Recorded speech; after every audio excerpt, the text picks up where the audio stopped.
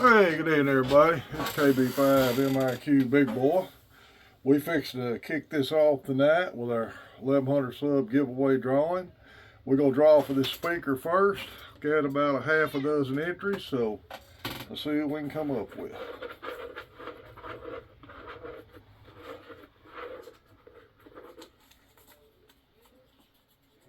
Okay, just got one. Alright. Alright, Craig, W5CBW, Craig Walls. You're the winner of the speaker, Craig. I will be getting that to you in the mail with a koozie and a shack sticker. Will be in there with it. So, congratulations, Craig. Thanks for entering.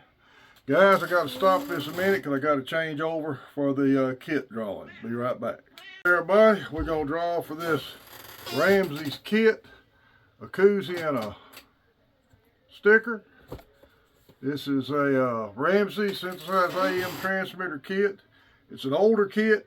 None of the parts packaged inside have been opened. The box itself's just been opened. The instructions are with it. It's all the guarantees I can say it. It's just an older kit. So hope you enjoy it. Let's see who we can pull out of the hat here for this.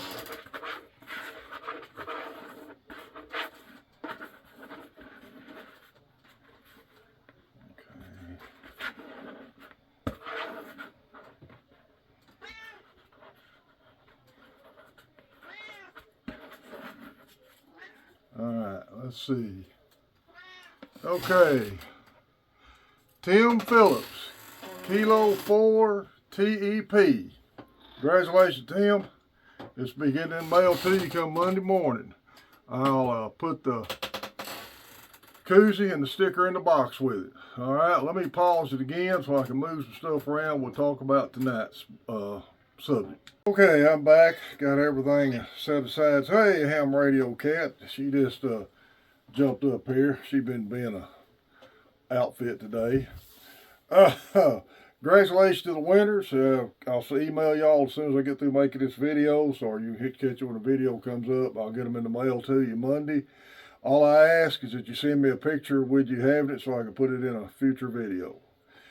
Guys, there's a couple of subjects. I've been trying to find some subjects out today that's kind of interesting on ham radio, things that catch my eye. I read a lot of social media posts. I'm in a lot of ham radio Facebook pages, and a couple of subjects come up that kind of caught my eye. Some of them I've talked about before, but I kind of want to rehash one of them, two of them in particular.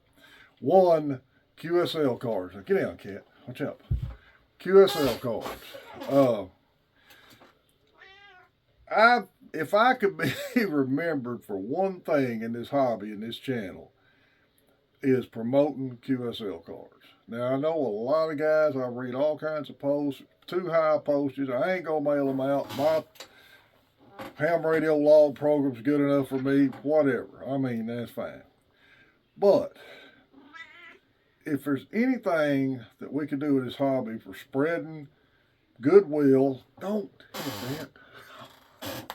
Spreading goodwill with the hobby is QSL cards. I'm not saying you got to send one for every contact. I don't. My policy on QSL cards now, I've worked all 50 states. That's my WAS certificate hanging on the wall. 50 QSL cards, one from each state. I've got QSL cards from 72 different islands and countries on the wall, plus numerous special event stations, duplicates from duplicate states, friends cards, stuff like that. I love QSL cards. I've said before, I've got a giant I Love Me corner in our living rooms. Got my military shadow box from retirement, retirement plaques from the military and civilian retirement, and they don't get 2 looks at 3 times a year. In fact, I'm probably the only one that ever looks at them. But without a doubt, anybody that's not a ham that comes into my rough looking shack here, and the first thing they see is all these cards on the wall, they go, wow, what is that? You've talked to all them people? Well, that is cool. That's a better way we got out here to promote this hobby. like I said, my policy, if I hear a country I don't have a card from, I try to work the station, especially if they do QSL cards. QRZ makes that easy. People put the QSL info on their profile, so that helps a whole lot. I don't chase states anymore because I got all 50. But if we have a lot of check-ins here lately, with 10 being opened in the round table, and if I work a new tech, he gets a card from me, and I don't care if he sends one back. I'm doing that. I'm sending welcome to the hobby. In fact, everybody in our group that does QSL cards, if we work a new tech, they all send them a card. That's something we've all done since we've been involved with our little roundtable group. So that's a good way to encourage people to stay in the hobby, let them know that they're making contacts other than actual contact. I think it's just a good way to promote the hobby. But a lot of people don't want to do it. There's EQSLs. In fact, since I'm the computer caveman, I got a question. How can I set up to send EQSLs if there's any kind of program? And how can I make, when I get one, print less than full page? Because I got two of them hanging on the wall now that actually I didn't count them. So that makes, well, both of those are repeat states and countries, but there's 72 different countries I've worked up there. I had never worked DXCC yet because I work a lot outside of the shack. I ain't gonna get to be on the radio every day. If any of y'all can send me some information on EQSLs, I'd appreciate it. Just email me or leave me a comment and a link. Either way is fine. Now, I may step on some toes here a little bit, but I can't help it. All right. Reading the post I read today. It was in I'm not even going to tell you the name of the group, but it was a ham radio group. Good morning. I live in Huntsville, Texas. I'm wondering if there are any stores or shops near me. Okay. Obviously, he must be talking about ham radio stores or shop, but he didn't specify. He didn't specify if he was a ham or not. Now, we all know ham radio stores sell other gear than amateur radio equipment. They sell shortwave receivers. They sell all kinds of stuff, non-ham, actual transmitter related. Plus, it's not illegal for anybody to buy ham gear. It's just illegal to operate it without a license. We all know that. I see this response in more and more of these groups. The guy asks a simple question: do you have a ham license? Won't answer his question if there's a store in the area. Wants to know right off the bat if he's got a ham license. To me, that's just a little bit of a snarky answer that could turn somebody off to the hobby. All right. Now, guys, I've said this all along. If you ask what equipment to buy, you're getting in the Ford versus Chevy domain. Every ham is going to tell you that their equipment's better than anybody else's. Except me, I don't say that. I just tell you what I use. I'm not saying my stuff's better. But this guy says, with a good budget, say $1,500, what specific equipment would you purchase for your first station? My main interest is HF. And yes, I'm just recently licensed general. Okay.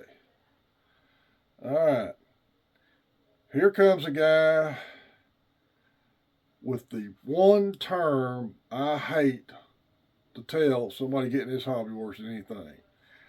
He's talking about, he gives some good advice first. Get with your local hams, check out their equipment, or check out, he didn't put down MTC. That's who I tell them to check out, MTC, because of their used equipment. There's no replacement for getting out, hands-on, and seeing if you like the dials and buttons.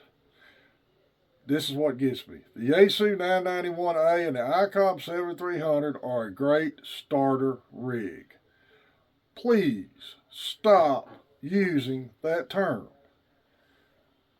You do not know what this guy's budget is, what he's gone through to get his license, or anything. And if you tell somebody, used to be everybody called the 718 a starter rig. Now they're calling $1,200 radio starter rigs. When you tell a new guy that, how many guys do you think have thought of it and go, well, wait a minute. I'm fixing to spend $1,200 on that radio, And this guy's telling me it's just a starter radio? Why? I don't know if this hobby's for me or not. That drives me nuts. It's just like this 701 here. I got microphones hanging in front of it. You notice the VFO knob is on the side. All right, not in the center. The extra class that give me my novice ticket test in 91 knew I was getting one of those. He said, you need to get a real radio. I'm sitting there thinking, huh? That ain't a real radio you just bought. You need a real radio that way, because the VFO knob's supposed to be in the center, not on the side. And I'm sitting there thinking, dude, I just had to sell one of my guns to buy a radio. I can't buy a radio outright. I had to get rid of something to buy something. That is stuck with me through my entire career of radio, is a guy that helped me get in this hobby telling me that my radio wasn't a real radio, just like this term starter radio. Social media can be a good thing, but it can also be something that could end up being the death of us. With some of the stuff I see people ask and the responses they get. I applaud some of these admins of some of these pages that really watch the comments, and when they go to getting too snarky, they cut them off. And I think that's a good thing, because all that does is just cause hate and discontent amongst people trying to voice their opinion instead of giving honest advice. Now, somebody asked me, I got $1,500 spent on a radio, what would you buy? I'd ask them these questions, okay? You've studied this much, what aspects of the hobby do you want to try with?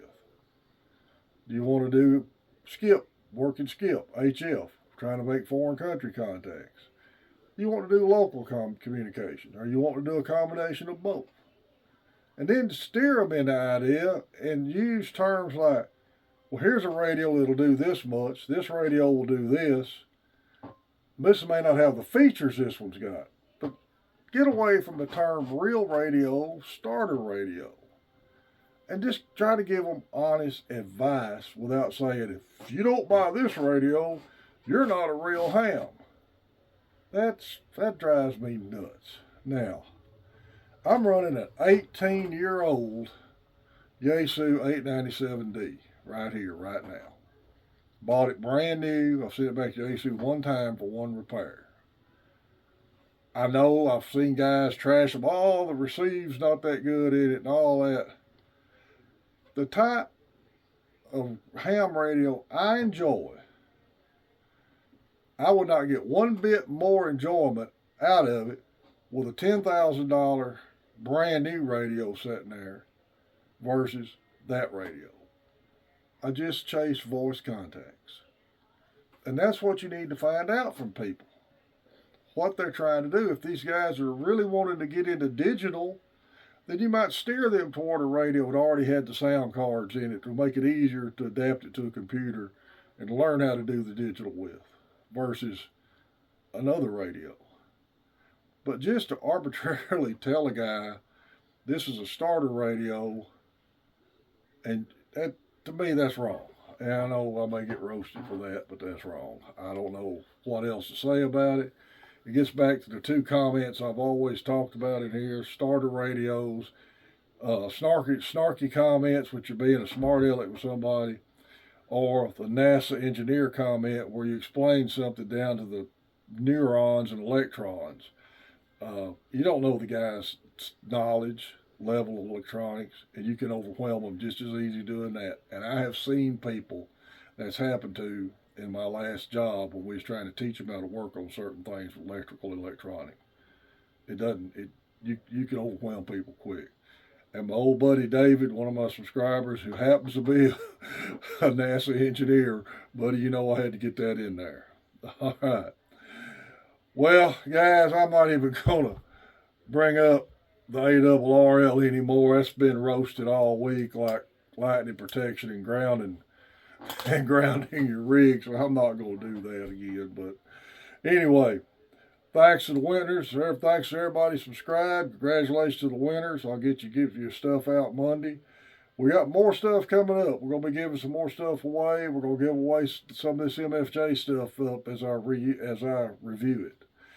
Working on the next reviews is going to be over an MFJ travel tuner and an MFJ IntelliTuner. I'll give you the model numbers and everything when we do the reviews of it.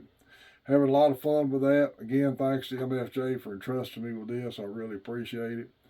Main Trading Company has got the biggest end of year sale I've ever seen coming on right now.